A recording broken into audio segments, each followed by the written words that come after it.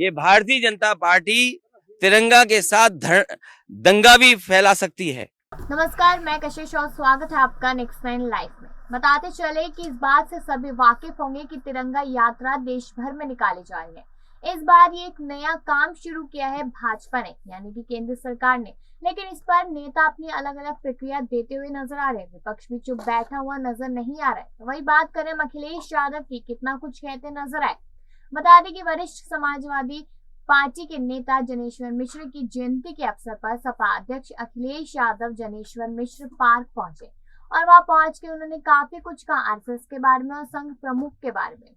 कहते नजर आए कि जो भारत का झंडा अपने स्थान पर नहीं लगाया गया है, उसको लेकर बीजेपी क्या कहेगी।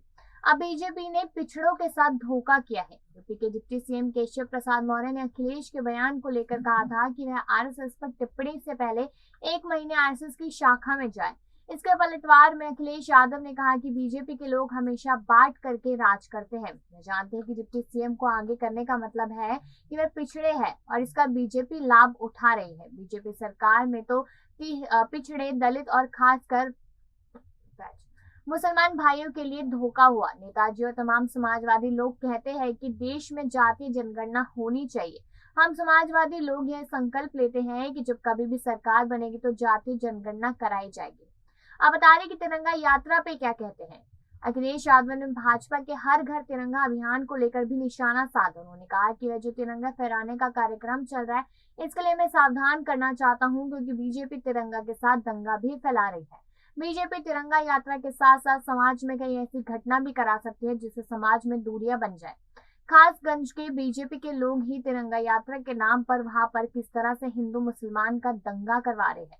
और बीजेपी के लोग तिरंगा यात्रा तो निकाल रहे हैं, पर जिससे यह पार्टी निकली है उसने कभी तिरंगा नहीं लगाया।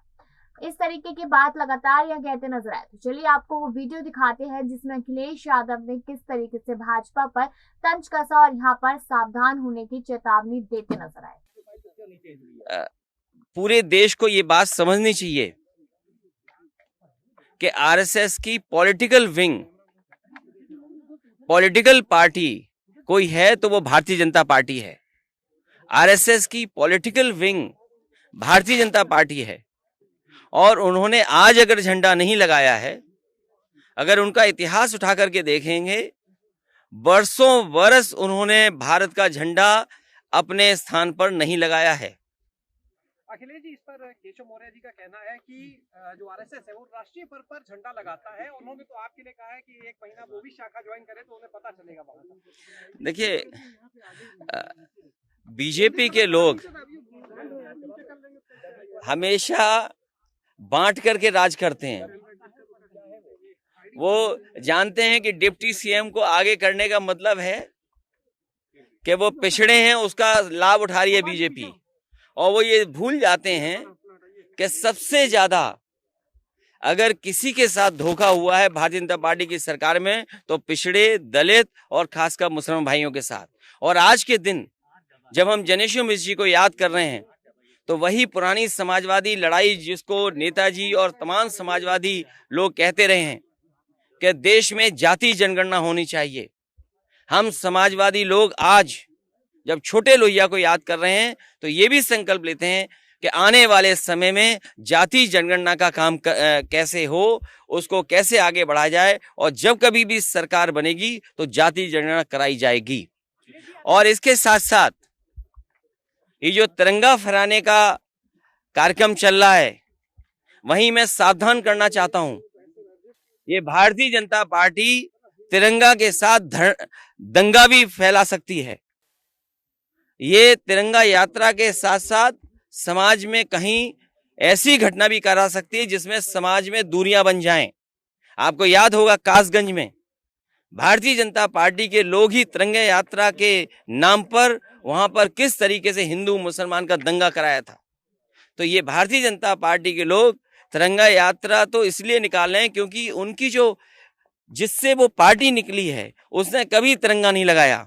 और लखनऊ में अगर तिरंगा सबसे बड़ा देखोगे तो जहां हम और आप खड़े हैं ये वही स्थान है जहां सबसे ऊंचा तिरंगा लगा हुआ है। समाजवादियों ने एक जगह तिरंगा नहीं लगाया है। ये राष्ट्र का तिरंगा झंडा समाजवादियों ने जहां जनेश्वर पार्क में लगाया है, वहीं और जगह भी लगाए हैं। भारतीय जनता पार्टी के लोग तो केवल धोखा देने का काम करते हैं।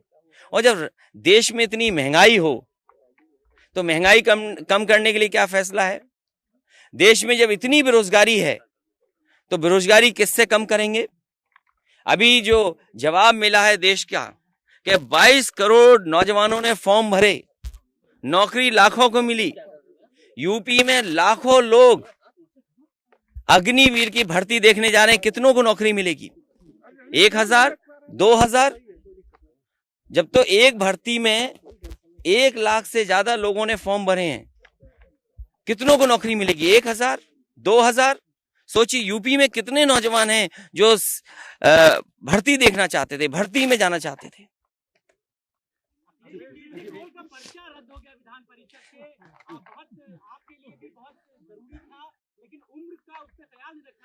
देखिए, थोड़ा लेट हो गया आपका चैनल, ये बात थोड़ी पुरानी हो गई है, लेकिन हाँ, ये स्वीकार करते हैं हमारी ऑफिस की गलती है ये।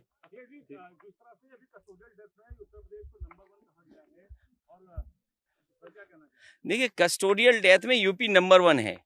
अगर आप नंबर 1 की बात करेंगे, क्योंकि ये सरकार ये महसूस करती है, मुख्यमंत्री जी खुद महसूस करते हैं कि उनके कामकाज से $1 ट्रिलियन की इकोनॉमी नहीं बन सकती।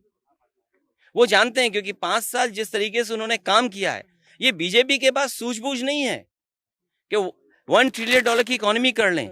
5 साल जिसने ऐसे ही गुजार दिए हों, अब उन्होंने किसी एजेंसी का सहारा लिया है। तो एजेंसी के लोग ये बताएंगे कि जिस प्रदेश में सबसे ज्यादा कस्टोडियल डेथ हो रही हो, उसमें इन्वेस्टमेंट कैसे आएगा? जिस प्रदेश में सबसे ज्यादा महिलाएं असुरक्षित हों, देश का आंकड़ा ये कहता है, और जिस प्रदेश में सबसे ज्यादा डिजिटल फ्रॉड होते हों, अगर डिजिटल फ्रॉड का कहीं आंकड़ा सबसे ज्यादा तो उत्तर प्रदेश में है। और इन्वेस्टमेंट के बहाने अगर आप हिंदू मुसलमान का झगड़ा कराओगे, आप सोचिए लुलु मॉल का जो इन्वेस्टमेंट है, क्या ये बीजेपी की सरकार का इन्वेस्टमेंट है? ये समाजवादियों की सरकार का इन्वेस्टमेंट है जो आज दिखाई दे रहा है। अभी सरकार ने बुंदेलखंड एक्सप्रेस वे बनाया था, प्रधानमंत्री जी से उद्घाटन कराया, उद्घाटन होते ही बारिश हो गई, पूरा का पूरा बुंदेलखंड एक्सप्रेस इन्हें बंद करना पड़ा। आप लोग जानते हो इस बात को कि जो उद्घाटन प्रधानमंत्री जी ने किया, वही बुंदेलखंड एक्सप्रेस वे ढह गया। क्या बुंदेलखंड एक्सप्रेस वे की ईडी जांच होगी? क्या सीबीआई जांच होगी? जो 15,000 करोड़ का एक्सप्रेस वे है, प्रधानमंत्री जी ने उद्घाटन किया हो, अगले दिन ढह गया हो, क्या इसकी ईडी जांच होगी? क्या सीबीआई की जांच होगी?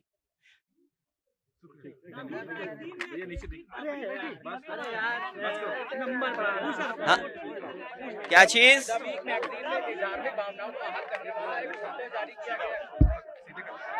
उसके लिए कानून है।